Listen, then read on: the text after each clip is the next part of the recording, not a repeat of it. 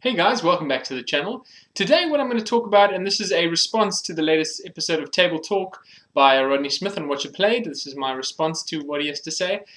And what he spoke about in that episode was your evolution as a gamer. So I looked at myself as a gamer, and I looked at my own personal evolution. And when I started playing games, I started the way a lot of us did in high school as a role player. Me and my buddies used to sit around and chuck lots of dice, and then I took a break from the geek hobby. I mean, I played video games and that kind of thing, but I really took a break from my geek within for a long time, a long time. And then about 3 or 4 years ago, I got back into board games, or got into board games and hobby board games in a big way.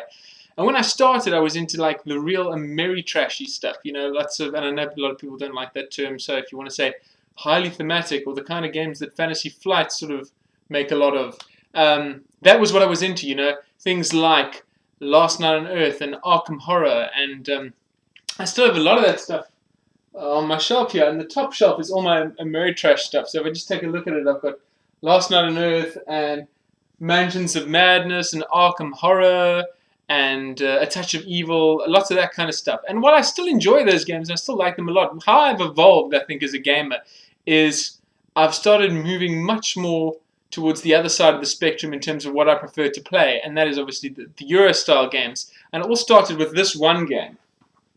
If I can find it.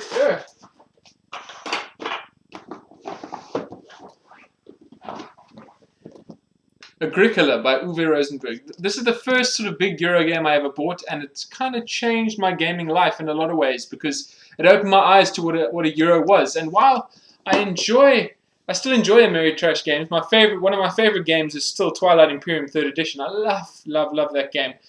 It's not always the thing you're in the mood for. Now, especially as I've evolved, I think, in my gaming hobby, I've moved more towards having a taste in Euro games. So games like the games that Uwe Rosenberg makes, or Stefan Feld, or a lot of sort of European style games. Dirk Hen, who did there we go. Alhambra. I love that kind of stuff. So as a gamer, I would say I've evolved in two ways. The first one is my tastes have moved from being interested in very Ameritrashy stuff to being interested in more Euro stuff. Like I said, still enjoy a good Ameritrash game every now and then, but for the most part, my genre of preference is Euros, and I think that comes from just sort of calming down a little bit as a gamer. I've still very much got that cult of the new thing, but I get much more excited, obviously, now when I see a new Euro game coming out than I do a new Ameritrash style game. And the second way I've evolved as a gamer is kind of mellowed out around other people when talking about games. When I first got into it, I was like, oh, you have to play these games, and oh, what do you mean you play this and you play that? That's rubbish. You need to play this and that.